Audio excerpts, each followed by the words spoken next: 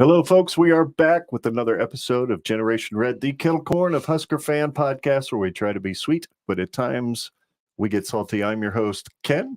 And I am your other host, Scott. Welcome to the show. And a Go Big Red for a 22-7 victory for the Scarlet and Gray. Yeah, that's pretty awesome. We're here to talk about a victory that felt like it could have been a loss, felt kind of like a loss for a few minutes. But then once the clock hit zero, damn it, we won. Right, Honke? Yeah, that both of those halves, first and second half, we finished this thing strong, didn't we? We'll take a win any way we can take it, but holy smokes, that nothing's easy. Nothing's easy right now with this football team. Well, I'm sure Illinois fans are going to say the same thing. How the hell do we get to 6 wins now, right? How do they get to 3 wins? Oh my God. Yeah, so this was a mess. This game was certainly not what we expected it to be, but we're here to talk about a W. Yeah. That's the beauty of it. As you can see, folks, this is a crossover special with Scott and I and the Go Big Red cast with Honke, who hung out here at the house. Watch the game with us. I wish I had a full view of the whole room. I'm sorry. I tried to make that happen so that you could see all three of us at once. But trust me, that is the real Honke. And he's here in the studio with me. And this guy over here, too. So why don't we just talk a little bit about the first half? First and foremost, jump out to 17-0. And then 4 minutes to go in the second quarter. Bad clock management. Bad Satterfield. Next thing you know, they get the ball back, and that defense that was absolutely stuffing them all game long. Suddenly there were holes everywhere, and boom, they score 7 points. I don't know, what were you thinking, Honke, at that moment when that kind of went crazy? Well, what I was thinking when it was about 4.5 minutes left, and I turned to you and I said, we need about a first down or two. I don't really care about scoring right now. We're up 17-0. That should be enough to win the game. But what we need to do is let's just get out of this half. We get the ball for second half. If we get a first down or two, this half is over, and we get the ball first. And instead, not only did we end up giving them the ball back, but then we gave them back a second time. Right. And they had a chance at a 50-some-yard field goal, an extra possession. In games like this, we just cannot give extra possessions to that other team. Now, that was, I thought, poor management from the coaching staff there at the end of the first half. The end of the second half, that's just on the team. At some point, you got to stop fumbling. And we sent a tweet out with about 11 minutes left. It said, is it too early to go into victory formation? And we ended up fumbling 3 times, losing 2 of them after that. It was like, come on, guys, just hang on to the ball. Let's get out of this. Yeah. Scott, your thoughts on the first half? While I grab not a beer, but an NA beer, because damn, I need one. It was better than what I was expecting the first half to look like. We looked competitive. We were mistake prone at times, but from what I could tell, it looked like we were ready to win a football game all the way up until the last 2 minutes of the first half. It didn't look perfect. It didn't look like we had everything figured out and suddenly everything clicked, but it looked like a more serviceable offense at times. But then at times there were some incompetencies that kind of showed themselves again. But for the most part, I was genuinely satisfied with the first half. I just wish I would have seen the conclusion of it be, wrapped in a nice bow. That's what I would have loved to see. Yeah, it wasn't pretty, but it's a win. That it starts all at the very beginning. They go right down the field on our defense, and it looks like, oh my gosh, this could be a bad game here. And that it starts with the first down play, Phelan Sanford. Talk about him for a second. 2 plays that he made in this game. One of them, he obviously caused a fumble, but that first down tackle, when he got around a block, that should have been a touchdown on that little sweep that they did. That little, I think it was like a fly sweep reverse they did. And I told you right away, I go, if we hold them out or hold them to a field goal, that is a huge tackle, because I think it was number 27 for Illinois completely whiffed on the block, and Sanford saved a touchdown there. Well, 3 plays later, we hold them out of the end zone, and It's a huge play. And so that was big. But then we get on offense, and kind of the story of the game with our offense, both offenses, a lot of mistakes. And we had Prohaska jump off sides twice. I mean, it was just, it's 2 steps forward, 3 steps back sometimes. A step forward, 2 steps back. And we're fortunate enough that they made enough mistakes on their own. They don't catch the kickoff. We get the ball there. We score on that possession. We were fortunate enough to get enough points early on that there just wasn't really any way that Illinois was going to be able to overcome that.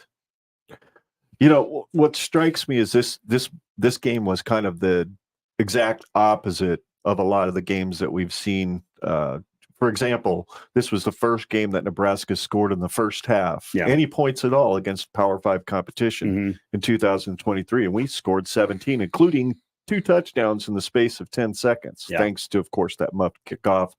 I'm not sure if that was something Albano meant to do or what, but it was certainly kicked into kind of a no man's land. And credit to who was it?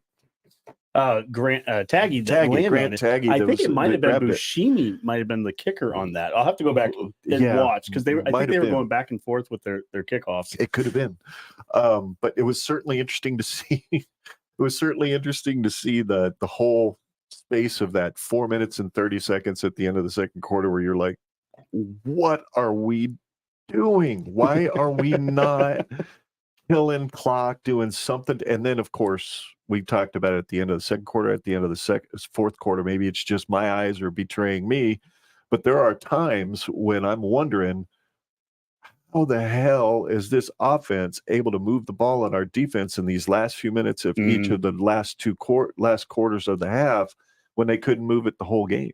You know, why are these spaces suddenly opening up? And I know we weren't rushing as many guys at times and things like that, but man, a W is a W. We get to lick our wounds now for a couple of weeks, hopefully get healthy, and hopefully fix the fumble issue. Yeah, I love being in a position after a victory to be critical like we are. I mean, this is the beauty of Husker fans. We don't get a lot of these, and even when we do, let's still break it down, right?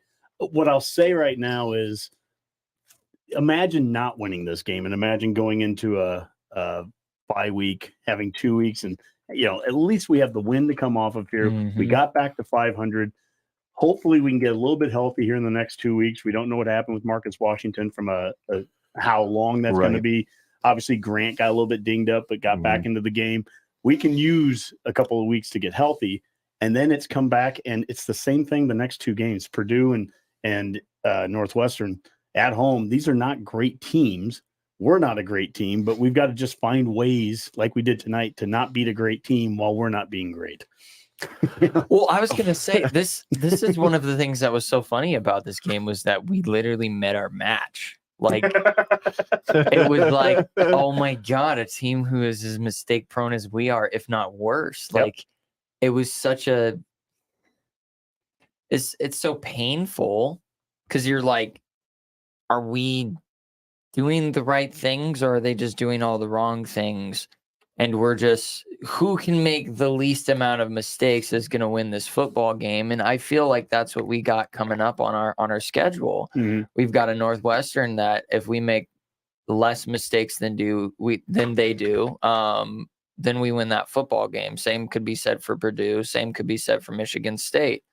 I mean, you just looking at just this game alone from the eye test, not knowing any context of either two football teams. I mean, it was such a physical game. It looked like they were battling it out for some sort of like spot at the top of their division. Like, it was such a slobberknocker. There was lots of shit talking. There was tons of personal fouls and PIs that, personal fouls that could have been called but weren't, and then tons that were. Yeah.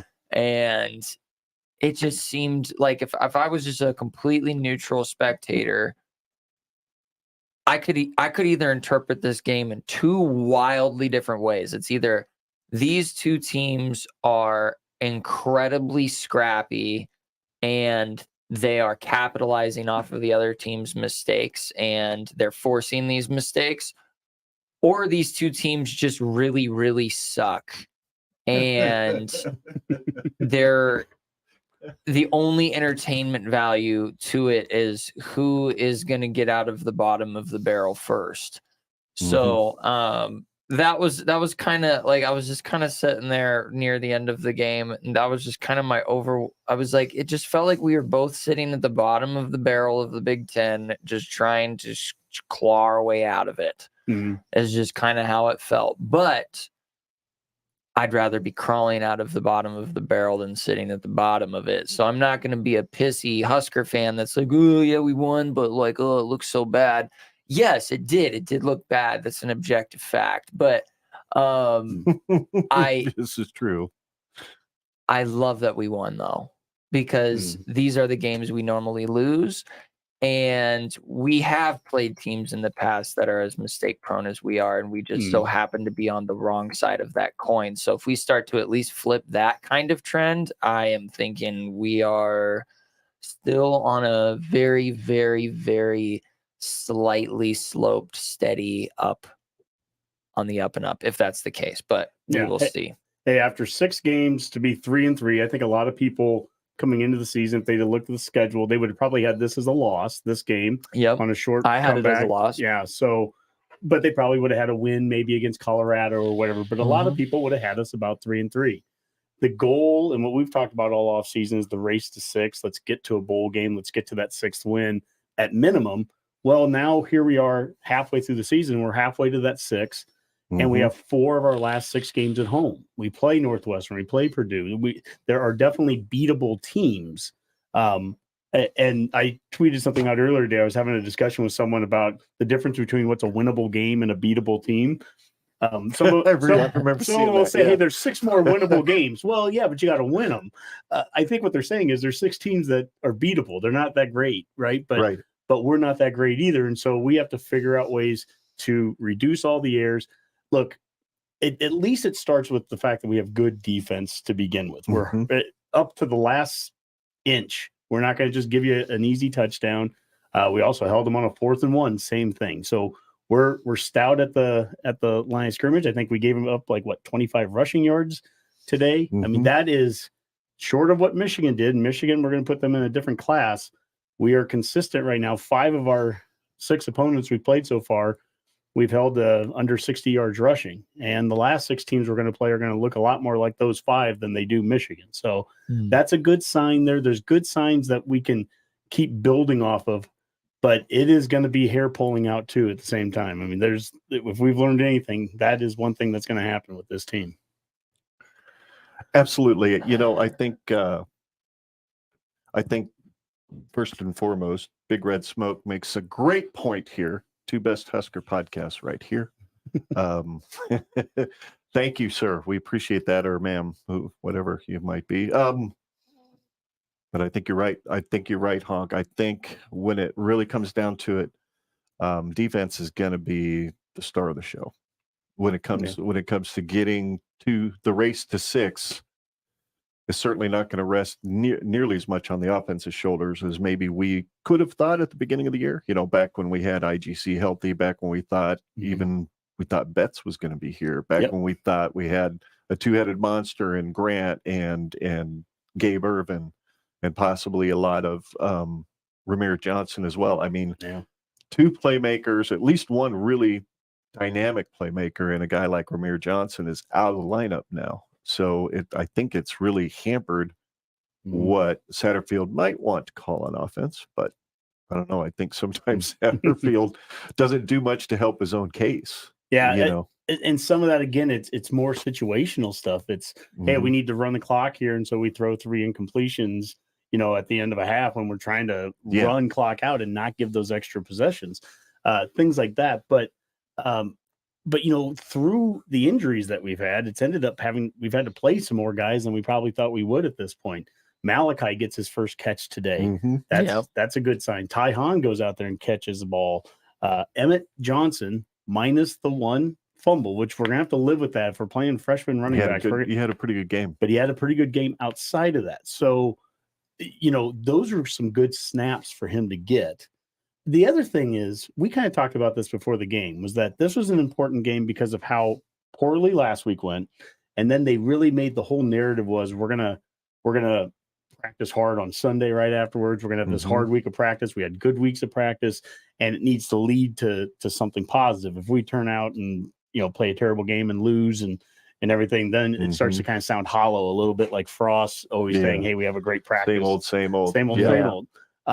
We were far from perfect today, but at least we certainly on defense we saw it. And even offensively, I mean, we were able to move the ball at times if we can get out of our own way. If we can stop having a 15-yard penalty and, the things that we would cause, ourselves, we were able to move the ball a little bit on him. Harburg's getting better in the pass game.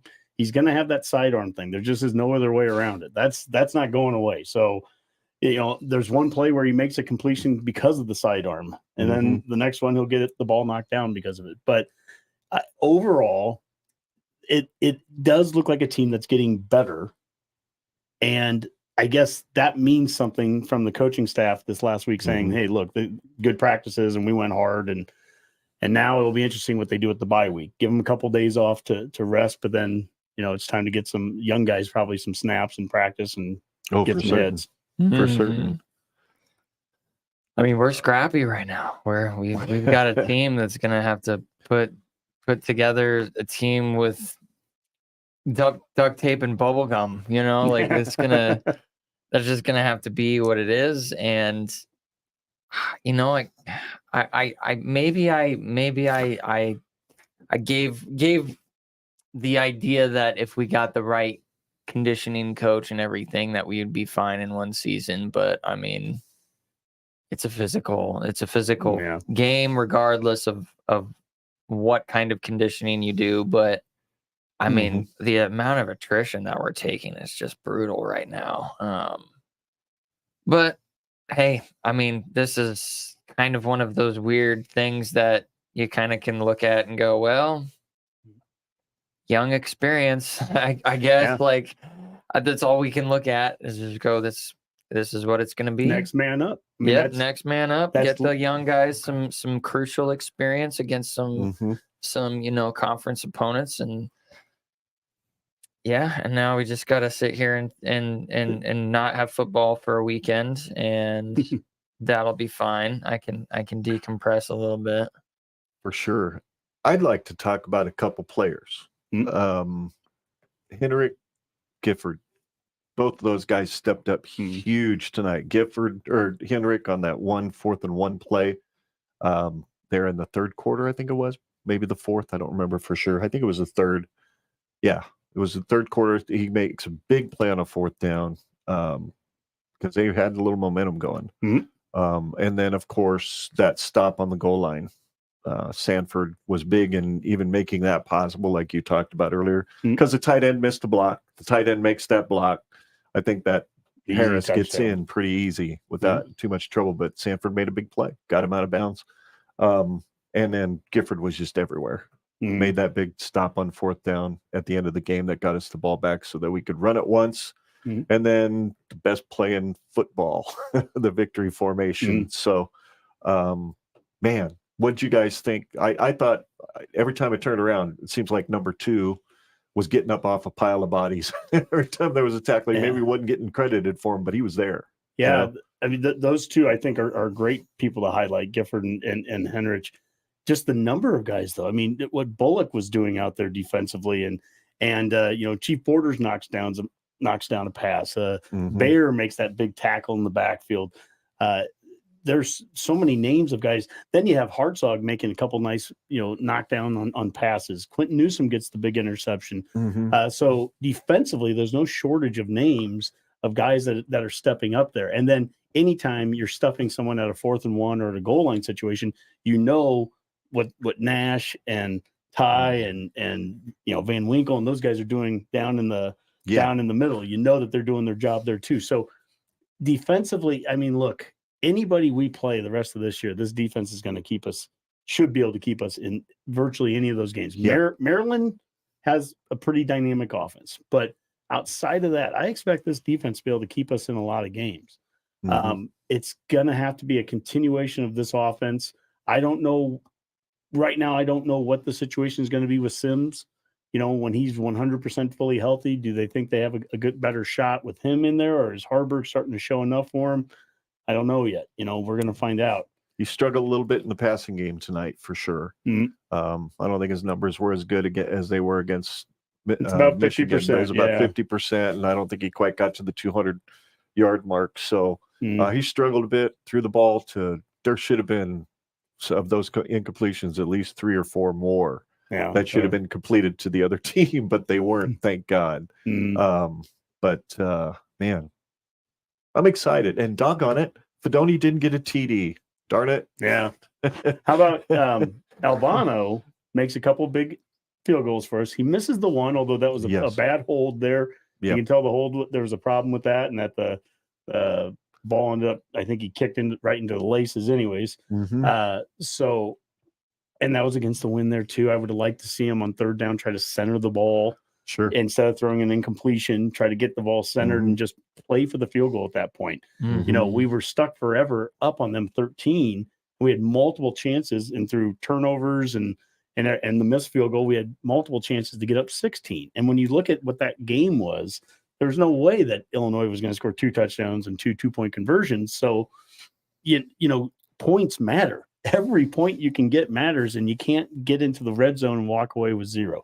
That's the one thing we know for sure. And so when we play Northwestern, Purdue, and those teams, and we have chances to get into the red zone, whether you score a touchdown or not, you at least got to walk away with points.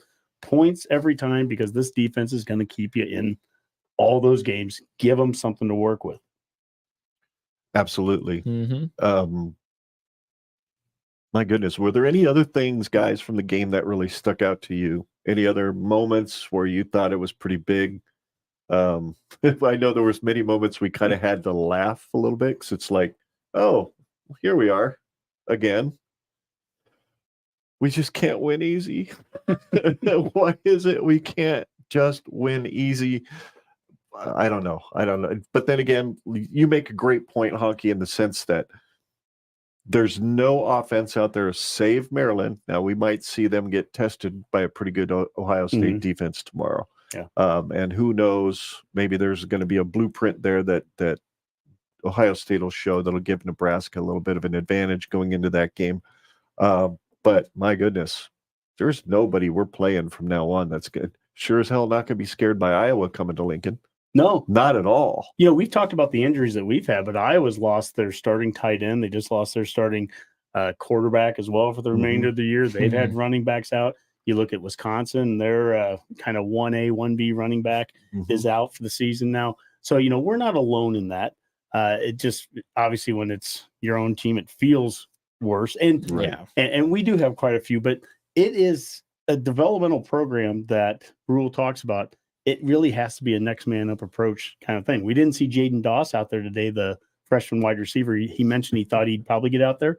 Well, if you're going to be without Washington moving forward, and we don't know that for certain, but if we are, Doss has to be a guy to step up. Ty Hahn got out there and stepped up and made a catch.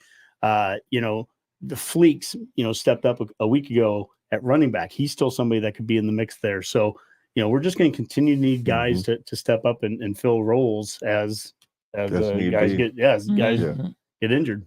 That's the way it is. It's like I think this one. We really don't need to see any more next man up in the running back slot. Succession plan is getting a little thin. Yeah, I don't think you could have said that any better at all. That was great. And then this one got me. This one got me. Where'd it go?